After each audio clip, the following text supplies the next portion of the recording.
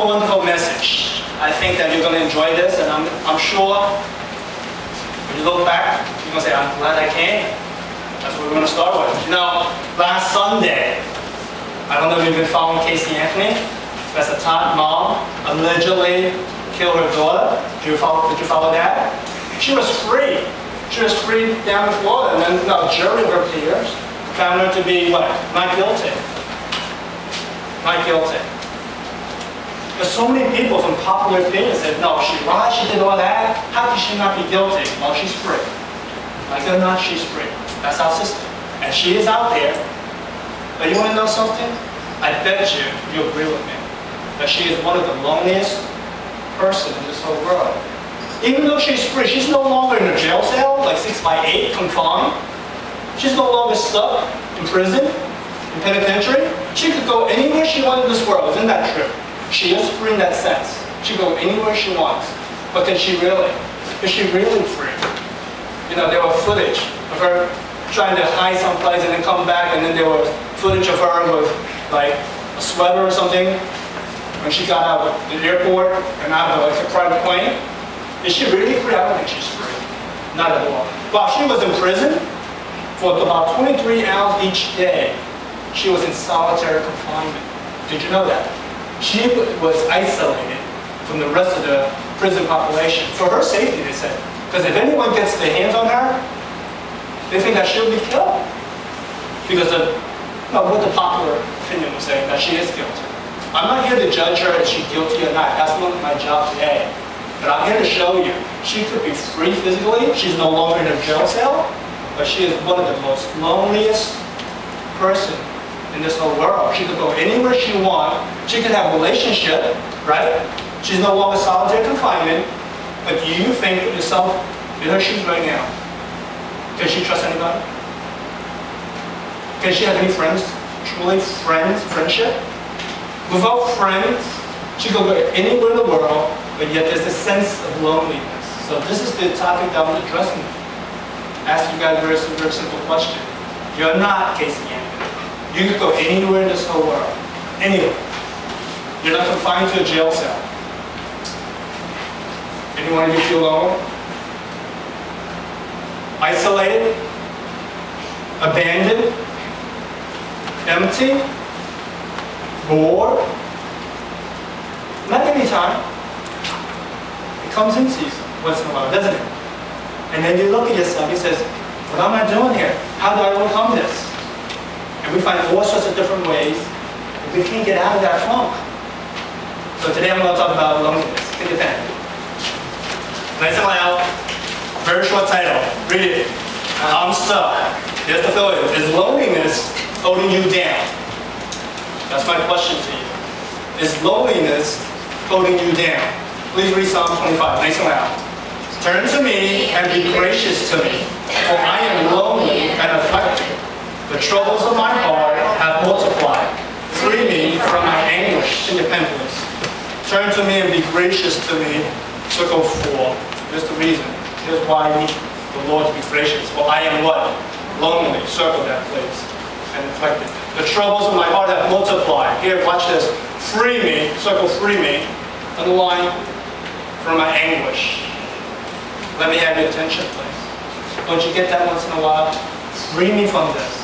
I feel like I'm just on my own. I'm totally on my own. This whole world, I have family, I have friends, but I still feel so much on my own. And you want to know something? Ever since we were born, ever since we were a little baby, once we come into this world, there's a need. There's a need. If you look at little babies, they need to be talked to. They need to be touched. They need all of that, just so that they can develop properly.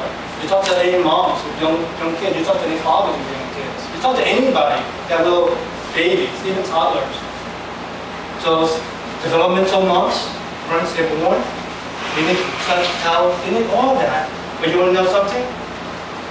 Up to a certain time, then we say, no, we don't need it. We're adults now, right? We're bigger than that. You know what? We need that. We continue to need that.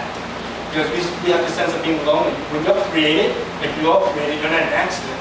There's a desire for you to connect. And when you feel lonely, you know what it is? There's an unmet need. Everyone say unmet. Unmet. One more time. Unmet.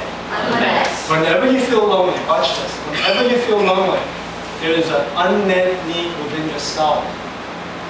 That's what it is. I'm going to show you something. How you can overcome this, how you can connect. Because you know what? Who goes shopping when you're lonely? Exactly. Who goes on Facebook when you're lonely? Who goes, I'm going to get some food, get some chocolate, get something when you're lonely? All right, I understand. Shopping, food, Facebook, all of that stuff, does it help? Maybe for a short period of time. It's a diversion, it's a distraction. It has not addressed the root cause of your loneliness. For that moment you feel good because you went shopping, and after shopping you feel a little high and you feel good, and then they'll kind of distract you. That was it. And you're going to continue to have to shop again. You might say, I got to get some food, get a snack, get a piece of chocolate, get a cup of coffee, whatever it is. Or you might say, hit me up, hit me up. LMS? What is LMS? Like my status. Like my status. You're yearning for this connection. Exactly. HMU, hit me up, hit me up. Why? Why? Because you feel a sense of being alone on your own. And it's not helping. So then I'm going to show you something very, very powerful. I'm going to show you your 3 unmet needs. You have 3 unmet needs. If you can address those 3, you're cool. If you go back to chocolate, shopping, you're just wasting your money. Okay? Are we good? Get your pen. Let's go. First part, you feel lonely, here's the first thing you need to know. Jesus freed you. F-R-E-E-D. It's a done deal. It's a done deal. Jesus freed you. Let me show you what I mean. Please read Galatians 5:1. Nice and loud. It is for freedom.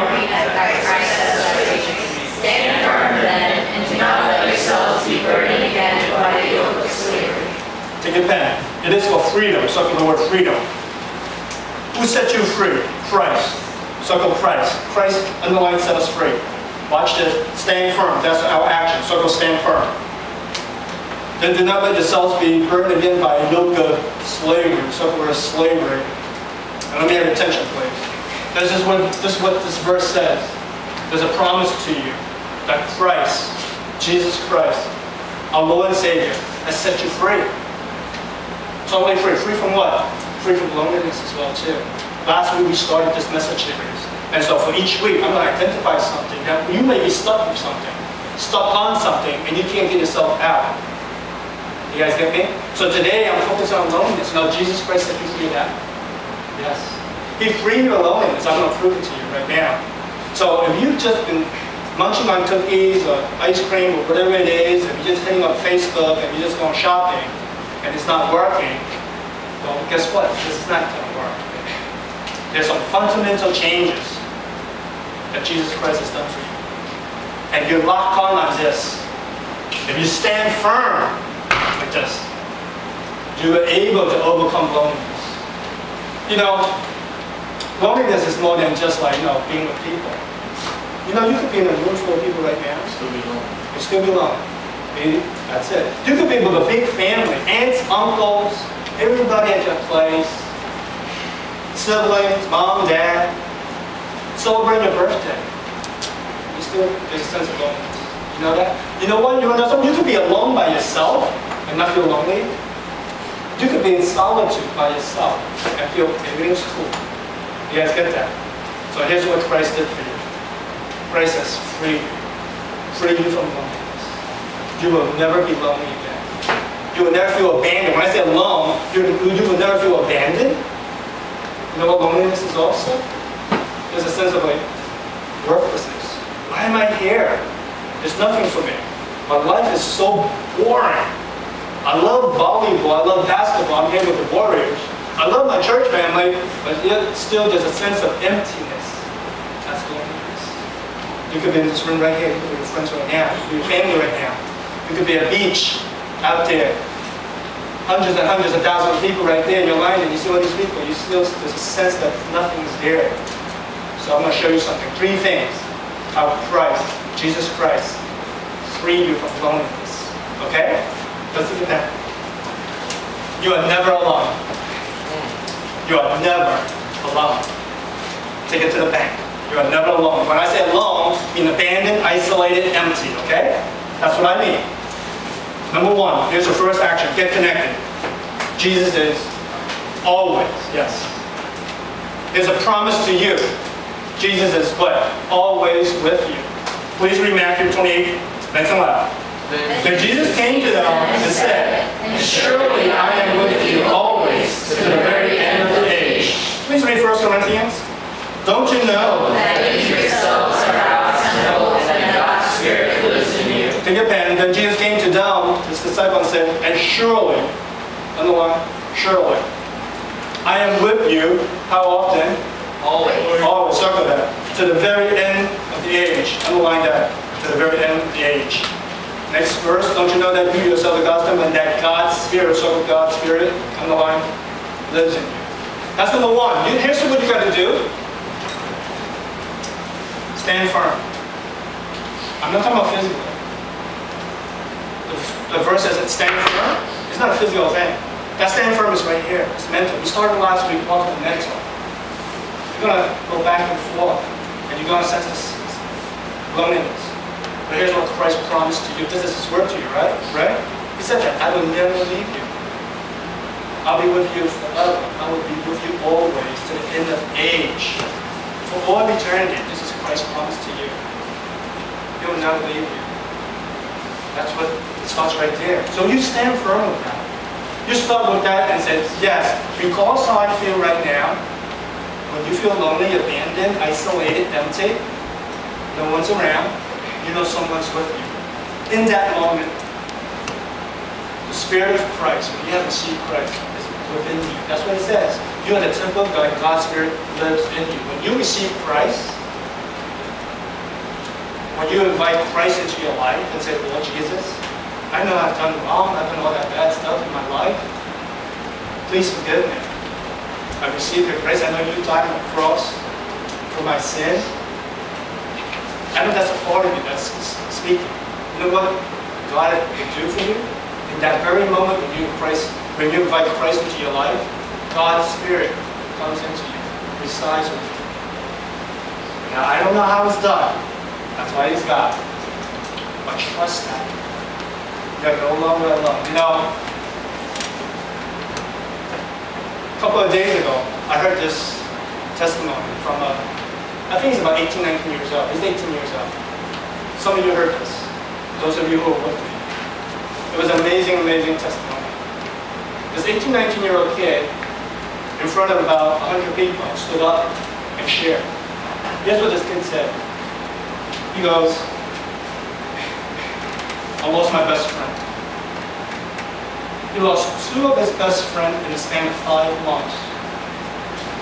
One of his best friends is a high school football star. And on his prom day, he graduated. On his prom day, he got stabbed. And he lost his friend. This young man stood up and says, I lost my friend. Not just a friend, he's one of my best pals, one of my best friends from high school. On prom day, on graduation, he got stabbed. There's not one around. And this young man continued and says, I lost my second friend after that, we did the same 5 months. His second best friend. His second best friend is going to college, orientation, checking things out. They were, start school in September. You know what his friend did? Committed suicide. Yes, committed suicide. Ended his life.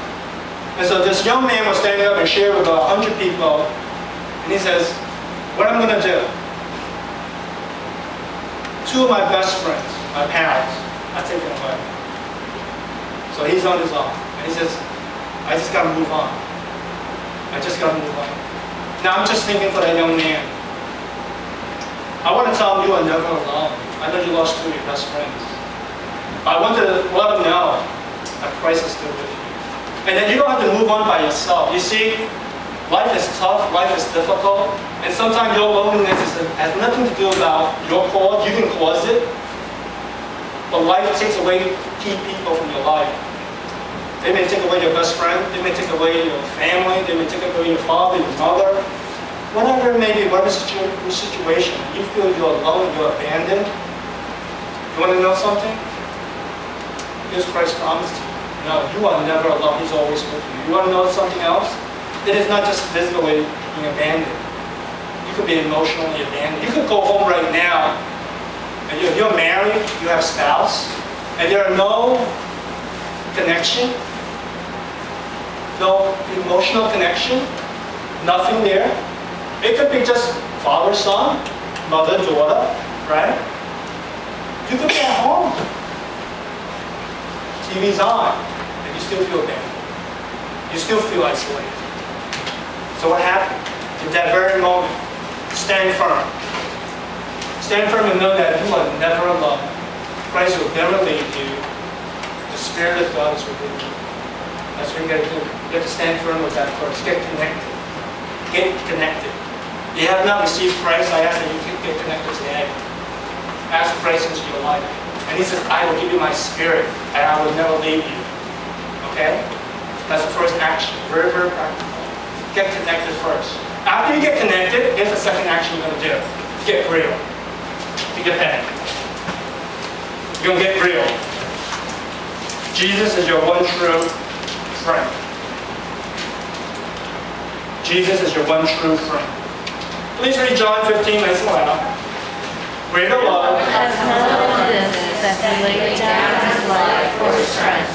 I no longer call you servants. Instead, I have called you friends. For everything that I learned from my Father, I have made known to you. Yes, please read Psalm 62:1, nice and loud.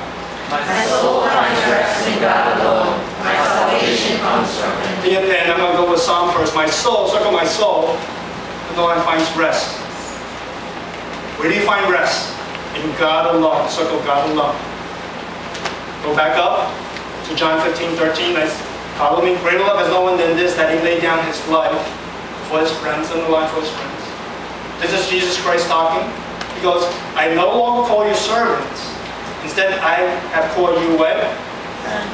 Circle friends. Watch this. You have to get this. It's so, so important. Christ has called each and every one's friends. Underline the word for.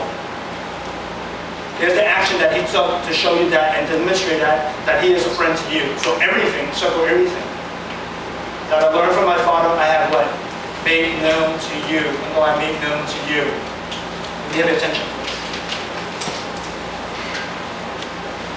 You know what's a true friend? You know what's a true friend? Is it just two people going down the street, let's go get a cup of coffee? That's nice. Those are good friends. Is it just like, hey, maybe I can always just call this person and just chat a little? That's cool. That's cool. I want to show you something really, really powerful, mind-boggling for me, that I learned. You know what's a true friend? When you can open up your heart to that person and say anything and everything you want. Case closed. That's a true friend. Think about it. If you cannot open your heart and express yourself fully, without reservations, that person is not yet a true friend. Maybe a friend, maybe a good friend, but not yet a true friend. You guys get that? If you cannot open your heart and share readily, confidently, you're not a friend. If you have not opened yourself to someone, you don't have a friendship. You could go out for dinners. You could hang out and play ball. You could do all that stuff. But that connection is not there. That intimacy is not there. True friends, here's the point. Christ showed us. He goes, you're no longer my servants. He goes, yes, we all know that He died on the cross for us, and that's just love. And He goes like this, I am your friend. I call you friend. I desire friendship. This is Christ showing Himself to you. Now watch this. Here's the intimacy. He goes, what? I have made known everything. Isn't that what the verse says? I have made known everything to you. Christ is a true friend to us. He does not hold Himself back. He shares all of Himself and lets you know who He is. So then, here's what we need to do. Don't stay up until 2, 3, 4 o'clock in the morning until on Facebook, who's up? I see this all the time. Who's still up? Yo, HMU, hit me up. 3, 4 o'clock in the morning, you still want someone to hit you up. LMS, like my status. Because you want this connection. And then catch this. Once in a while, I see Kane, and she goes, TMI, TMI. You know what TMI is, right? Because she's telling us, she's teaching us. Too much information out there. You should not be talking about that. Why are you talking about that? The reason you want to talk about that is something within your heart that you can share with the world. And you should not be sharing that. And King is right, absolutely right. But you need to share that. And you want to share that. And you don't know how to deal with that. You know why you're lonely? There's something within your heart that you cannot share with anybody else. And you're stuck with it. Think about it. That's an unmet need. There's something within your heart that you cannot share with anybody in this world. You're stuck. You're stuck. You cannot share it. And it hurts you. And you want to share it. And here's what Christ said. I am your true friend. I am your true friend. I'm your one and true friend. Everything that I know from the Lord, I share with you. You talk to me. I make no judgment. You talk to me.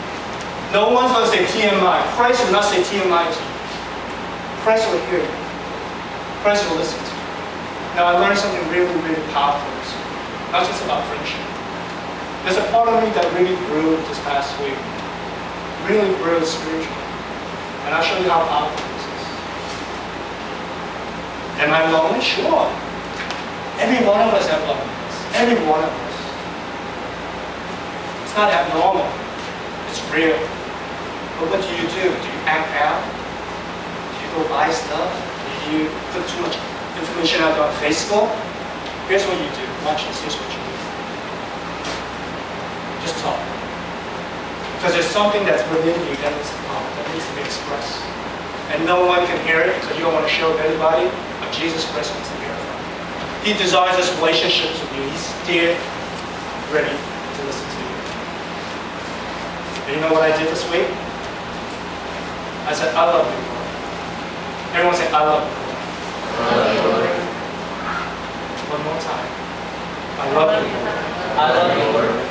Sounds strange, sounds weird, feels weird. One more time, please. I love you. That's what I did. That's what I did. Whatever I was doing, whenever I was stuck, whatever it may be that, be it someone irritated me or be it that I was stuck with whatever it may be, I didn't even need to be stuck. I woke up in the morning and I said, I love you. You know, during the day, I must have said it 20, 30 times. I love you. 20, 30 times. And I grew this past week in this. The peace that I received, the grace that I received, the love that I received, the comfort that I received was amazing. I didn't say, and you could say it if you wanted to. You could say, help me, God, help me. You could do that as well too. But I was past the point of just, Lord, help me. Because you know what? Whenever I say, Lord, help me, I'm still focusing on what? Problem, right? Lord, help me with this thing. It was always about this thing. Lord, help me with this thing. And that's fine. You need that. But I moved on. No longer saying, Lord, help me with this thing. I go like this. I love you. When you're able to say, I love you, Lord, you're no longer looking at that thing. You are reconnected in love.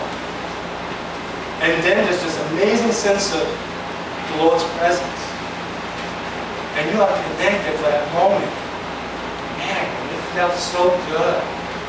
It felt so good that not only on times when you're in trouble, but in good times. Washing the dishes, Lord, I love you, Lord. Lord, I love you. That's a true friend. That's what you need to do. It's the simplest prayer. It's a prayer. It's the simplest prayer. But I want to tell you something. It is the most powerful prayer that I've experienced in all my years. So that's what you do. Get real with God. You want to express yourself? Talk to Him. Whatever you want. When you just like this, repeat after me. I love you. I love you. It feels so good, doesn't it? It feels so good. You're never alone. When she said, you're not alone anymore. Do you sense that? says that. That loneliness kind of just dissipates. It's like a little ice cube in that 100-degree weather. It's just like, oof. And his love just comes right out. One more time. I love you. I love you, Lord. Third thing. I'm going to leave you with this. Get involved. If you're lonely, I'm going to ask you to get involved. Not with that woman. And not with that man. Something else. Get involved. Jesus bless you with purpose and family. Jesus bless you with purpose and family. Please read Philemon 1. Listen loud.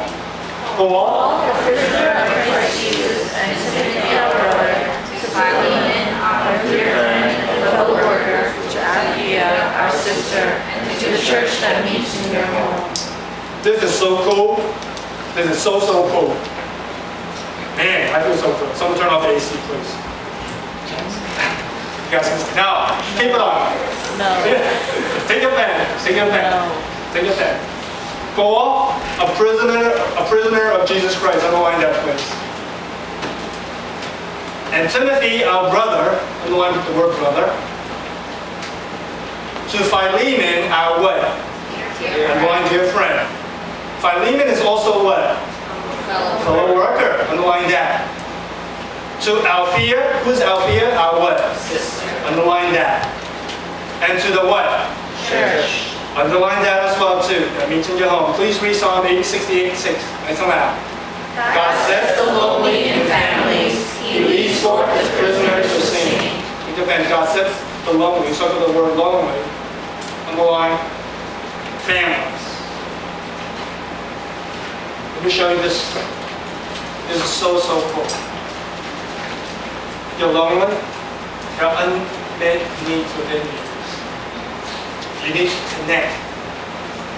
And that's why Christ says, I will never abandon you. I will never leave you. I'm always here for you. You can connect me with any time. There's never TMI. There's never too much information. Whatever you feel is cool. And the best prayer to pray is, I love you. But then there's an unmet need within each and every one of us because there's a sense of worth. See, when you feel bored, there's an unmet need. When you're bored with your life, there's an unmet need. When there's emptiness within your life, there's an unmet need. And you could do volleyball, you could do basketball, and then after that's done and that rush is over, and you're going home, there's an unmet need still here, right? So you could replace it with all the activities, and it's not going to work. Because there's a sense of worth within your heart that needs to be met. And Christ met for you. How? He gave you purpose. And He gave you family. When you have purpose, and you know why you exist in this world, when you have a singular purpose, is that I was created by the Almighty God, He planted me here, this is what I need to do, that's purpose. There's no loneliness, there's no abandonment, there's no isolation once you have purpose. You wake up and say, man, right there. And then there's family. When I had to underline all of those phrases, to me it was, I'm the prisoner of Jesus Christ. That means, yes, I am committed to Jesus Christ. And when I commit myself to Jesus Christ, what happens? And all these people, they are the brothers. Apphia and sister. The church is a family. And then they say we're fellow workers. You see, once you see that we're fellow workers, that means you have a purpose. That's the amazing thing. You have a purpose together. If you are fellow workers, you are working towards something. So watch this. If you're working towards something, how can you be lonely? You have this purpose with amazing people. You know, I was going to end with this story. It was a totally amazing story. I couldn't believe it. When I heard it, I said, wow, so cool. There was this preacher, pastor, and he flew to Honolulu to a conference. He's from Chicago. So due to the change of hours, at 3:30 in the morning, he was hungry out in Honolulu. So then he went to get something to eat, right? So the nearest place was like a greasy diner, and he walked into this greasy diner, just a stoop. Small. It's greasy, dirty. You won't go there. I won't go there. But But this pastor walked in there.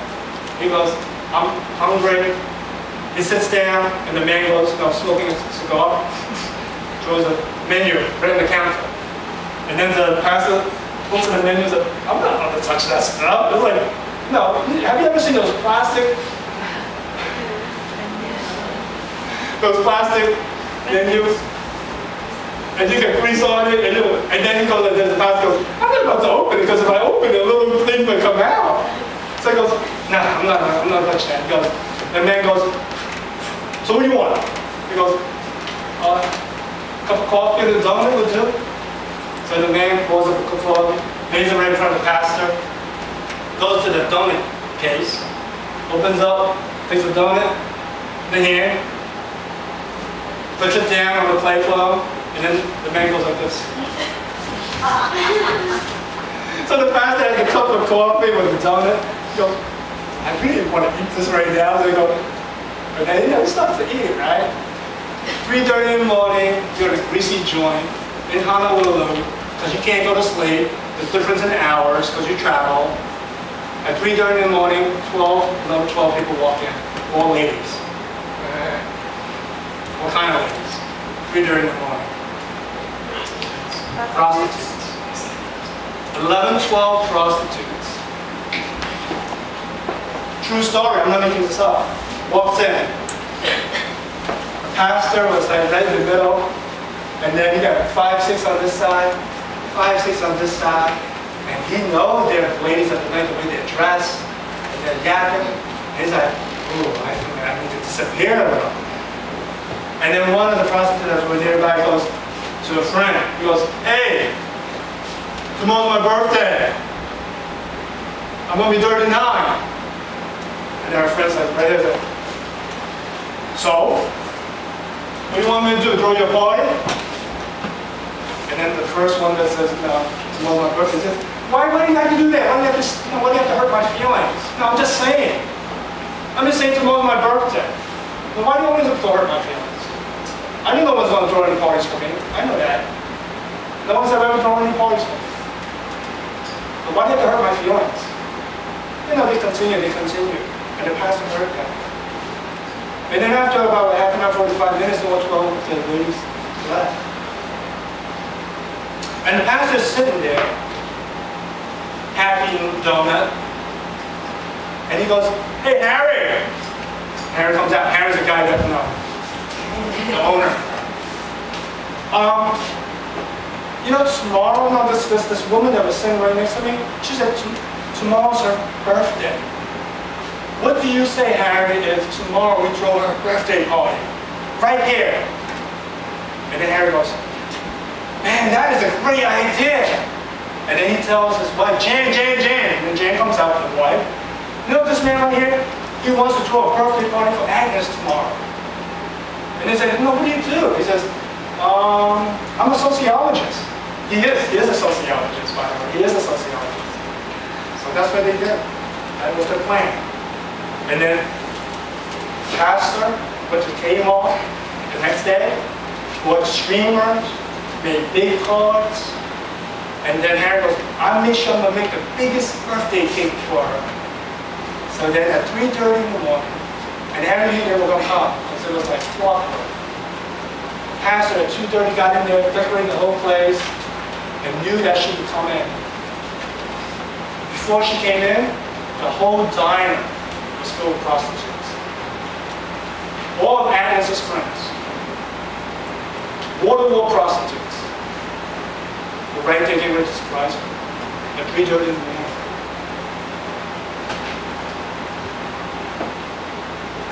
Agnes opens the door, walks in, and all her friends, happy birthday, Agnes! Happy birthday! And the minister's like right there with wall-to-wall, and the minister's like, oh my God, 3:30 in the morning, what am I doing here? But this is so cool. So then Agnes walks in, and she started to tremble. Seriously, this is a true story. Her knees started to buckle. She couldn't hold it up anymore. She was crying. And then Harry comes out with the cake, big, beautiful cake. And then they all sang happy birthday to you, Agnes. And then they go, Harry goes, blow out the cake now. So they put the cake right in front of her, and she can do it. She can blow. And Harry goes, just blow out the cake. Go. And she can do it. She was crying. And so Harry blew out the cake. And then Harry takes out this big knife. Agnes, cut the cake. So we gave her a cake, the knife, and then Agnes goes, trembling. He goes, I can't cut the cake.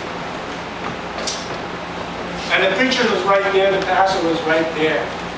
And Agnes asked the pastor, he goes, Pastor, no, he didn't say pastor, he said, Mister. They didn't know who he was. Mister, do I have to cut the cake? I really don't want to cut the cake. And the pastor goes, it's your cake. It's your cake. Do whatever you want. You don't want to cut the cake, you don't have to cut the cake. And then Agnes goes, okay, I'm not going to cut the cake. And she takes it. She goes, I'll be right back. And she takes the cake. And he goes, where you going? Why? You don't want to cut the cake, but you don't have to leave. He goes, Mister, I just live 2 blocks down. I want to take this cake and I want to show it to my mom.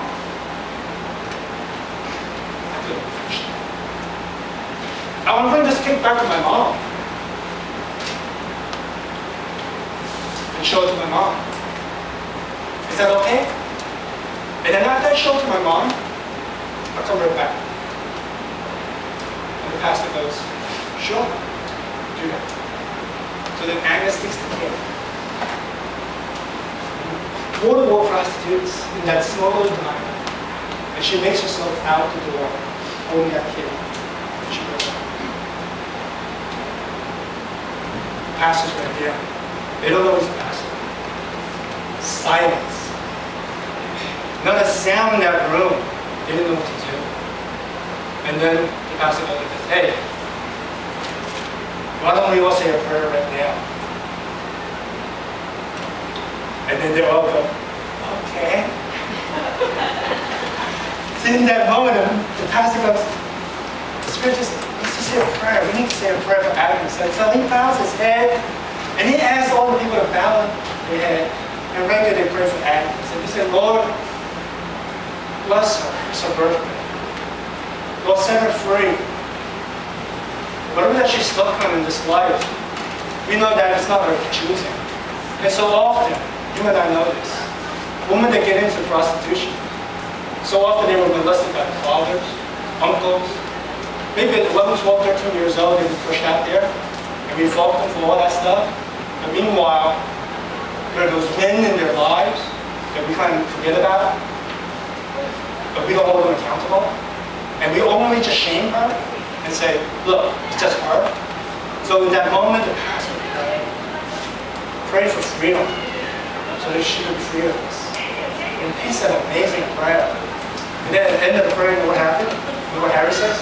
Harry goes, hey, mister, you told me you're a sociologist. I know you're not a sociologist. I know you're a preacher. You must be a preacher, the way you pray. And then he goes, no.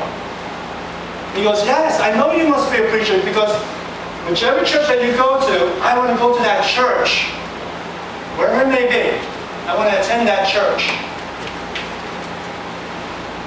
You know what? There's never loneliness when you're able to work for the Lord.